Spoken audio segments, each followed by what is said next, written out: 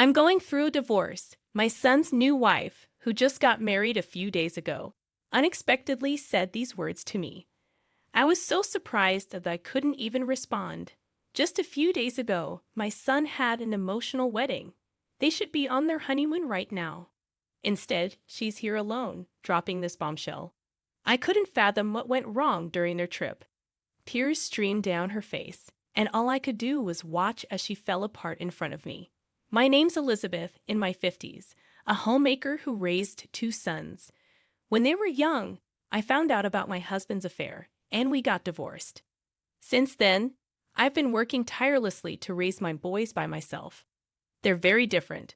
My elder son, James, is bright, excelling in school, and later securing a scholarship to a prestigious university. He now has a good job at a major corporation and recently married a woman from his workplace. They seem happy together. But my younger son, Ethan, was more of a handful. In middle school, he fell in with a rough crowd, causing trouble and even starting a fire at school. I worked hard to get him through high school, where his rebellious streak continued. He graduated, but finding stability was a challenge. He bounced between jobs, never staying long. And he had a string of girlfriends, bringing them home often. I worried about him causing trouble or hurting others. It's been 5 years since high school, and I still wonder what will become of him. One day, Ethan came home for the first time in a while, saying he had something important to discuss. He announced that he was going to start taking work seriously. This wasn't the first time I'd heard such promises.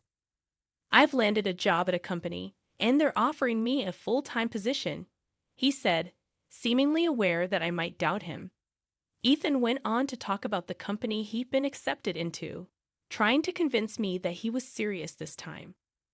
Really? That's fantastic news, I responded, though I couldn't help but be surprised. Given the tough economic times, it seemed unlikely that a company would hire Ethan, who had only been doing part-time work. He explained that his current girlfriend, Michelle, had introduced him to the job. According to Ethan, Michelle's father owned the company, and she had helped him secure the position. While I should have been happy that my son had found stable employment, part of me couldn't shake off my skepticism. Ethan had a reputation as a ladies' man, and I couldn't help but wonder if he had manipulated Michelle to get the job. Ethan had a history of relying too much on women, and I'd warned him about it before. I hoped he wouldn't become a burden to Michelle. Despite my concerns, Ethan seemed to be genuinely committed to his work for the time being. In the past, he never stayed in a job for more than a few months. But Ethan surprised us all by sticking with the job for half a year, then a whole year. This might seem normal for most people, but for Ethan, who had a habit of jumping from one job to another, it was quite unexpected. Then, after 3 years of working there, Ethan and his girlfriend, Michelle, came to visit us with some big news. "Mom, we're getting married," Ethan casually announced. I had suspected this might be coming, seeing them together, but hearing about my mischievous son's marriage was still a surprise. "So, you two have decided on this?" I asked. Seeing them standing there with serious expressions, I didn't feel like opposing their decision. "I understand. It's the path you both chose. So move forward together," I said, accepting their marriage, albeit in a bit of a roundabout way. Then Michelle's eyes welled up with tears, and she began to speak. "Thank you so much. We'll work together to build a wonderful family," she said, looking at me intently as she made her vow with a trembling voice. I had been thinking for a while that she's a woman with a pure heart, too good for Ethan. "Michelle, take good care of my son," I said, expressing my gratitude for her support. The reason I was hearing this happy news today was because she had supported him all this time. I responded with a smile, moved to tears as big drops fell from her eyes. Seeing her wipe her eyes gently with a handkerchief, I felt like crying myself. I knew she had been taking care of Ethan, who still had a mischievous side to him. From the bottom of my heart, I thought Ethan was really lucky. "Ethan, make sure to make Michelle happy. From now on, you have to cherish her more than anything," I said, and Ethan nodded shyly. And so Ethan and Michelle were officially engaged. The wedding was simple yet solemn, with only family and close friends present. As I recalled various memories, I sincerely wished for them to support each other as lifelong partners. I truly hoped that Ethan could make Michelle, a selfless and devoted woman, happy. Shortly after their wedding, Ethan and Michelle decided to have their honeymoon within the country due to their savings, a sensible choice in my opinion. I expected Michelle to take charge of their marriage and keep Ethan, who used to be a playboy, in line. But my hopes turned to despair when 3 days into their honeymoon, Michelle unexpectedly showed up at my door. "Michelle, what happened? Weren't you on your honeymoon?" I asked, surprised to see her there, with Ethan nowhere to be found. With a drained expression, Michelle confessed, "Mother-in-law, I'm sorry. I have to divorce him." I was shocked. They had just gotten married, and now the bride was talking about divorce. "What happened? Did something occur with Ethan?" I asked, feeling hesitant. Michelle, after a moment of silence, softly revealed he was having an affair. I was speechless. This shouldn't be happening. Ethan, who had just vowed eternal love at their wedding, was cheating and secretly seeing his ex-girlfriend. During their honeymoon, of all times, Michelle started to cry as she recounted the painful discovery. I was at a loss for words. Introducing a mistress to your wife during your honeymoon, it was unthinkable. I couldn't believe what I was hearing. How could my son do such a terrible thing? Tears streamed down Michelle's cheeks, but they held a spark of hatred, contrasting sharply with the blissful sparkle she had just days ago. She had been betrayed by the one she loved. Michelle recounted the shocking events.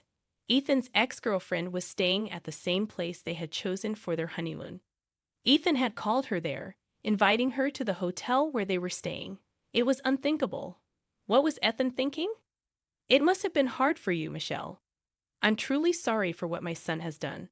I apologized, unable to understand Ethan's actions. As I hugged Michelle's trembling shoulders, I listened to her thoughts, feeling a wave of anger rising inside me. Unable to bear the pain unfolding before my eyes, I left the scene. When his mistress met Michelle, she must have flaunted their shameful relationship, causing Michelle even more distress. She seemed more confused and saddened than angry. Contrasting with Michelle's demeanor, my anger towards Ethan grew. How could he cause such distress to a woman who had always been his rock? I dialed Ethan's number in a fit of anger. "Ethan, where are you right now?" I asked, trying to remain calm. He answered carefreely, oblivious to the turmoil. "I'm on my honeymoon, enjoying it with Michelle. Did you call just to interrupt us?" Ethan replied, playing dumb. I was astounded. Did he not understand the gravity of the situation? Rallying myself, I raised my voice. "Stop lying. Michelle is here with me." There was a moment of silence on the other end of the line, followed by Ethan's small surprise.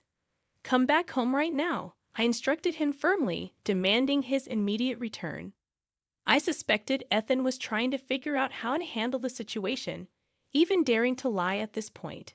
My mind was made up. While on the phone with Ethan, I offered Michelle comforting words, unable to believe my own son could be so foolish. Even after telling her about the call, Michelle expressed that she didn't want to see Ethan right now, and understandably so. So I decided to handle Ethan myself for the time being. I called Michelle's parents to inform them of what happened, then drove Michelle back to her parents' house, where they were understandably furious. All I could do was apologize profusely on behalf of my foolish son. Exhausted upon returning home, I waited for Ethan to come back. When he arrived that night, he seemed troubled, wearing a poor smile. He probably still didn't understand the gravity of what he had done. Each time I looked at his face, my anger grew. "Ethan, you've really messed up this time," I said sternly. His response was a look of annoyance, followed by a foolish grin. "My ex-girlfriend said she's close by and wanted to see me," he explained, as if that might justify his actions, or even worse, as if he had given Michelle the wrong idea. But I wasn't buying it. "Are you still seeing her? Did you really call her in the middle of your honeymoon?" I asked, my words piercing through his excuses. Ethan, visibly embarrassed, admitted, "Well, we were only seeing each other occasionally." It was clear to me that even after breaking up with his ex and starting to date Michelle, Ethan had continued a physical relationship with his ex, a friend with benefits, as he put it.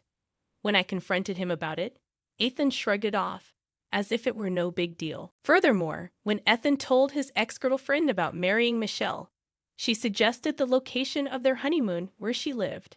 Despite Michelle's reservations, Ethan took her advice, and as soon as they arrived, the woman insisted on meeting them. Whether she wanted to show off her connection with Ethan or flaunt her desirability, her actions upset Michelle. After hearing the whole story, I finally spoke to Ethan. "I'm cutting our ties. You clean up your own mess. I'm not getting involved." It was a decision I had made when he lied to me. I had done more than enough to clean up after him, but he was a grown man now, and I had neither the inclination nor the patience to cover for him anymore. Ethan pleaded with me not to cut ties, but I stood firm. For a son who disregards his devoted wife and betrays people, the least I can do is this. You've betrayed someone you should have cherished. I told you countless times to make Michelle happy.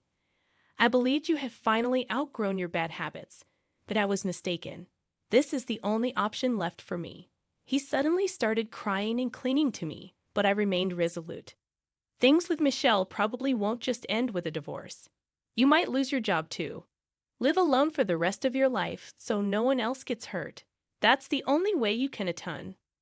Soon after, Michelle blindsided Ethan with a divorce request. Evidence of their adulterous meetings from both their phones surfaced, and Ethan, faced with alimony demands, had no choice but to agree to the divorce. He was then laid off from the company owned by Michelle's father, likely in retaliation. Refusing to have anything to do with him, I pushed him away. But considering his character, he might ignore the alimony payments if left alone. So, as my duty as a parent, I introduced him to a job at a company run by an old friend, where the work is grueling. I made him promise to deduct the alimony payment from his salary. Despite feeling down about the incident, my other son James supported me. He gave me wonderful news. His wife was pregnant with twins. Eventually, they safely gave birth, and I joyfully became a grandmother. They decided to move next to me, giving me the gift of a peaceful life after the turmoil caused by Ethan. Now, I spend my days peacefully with my sweet grandchildren, grateful for the support of my eldest son and the joy they bring into my life.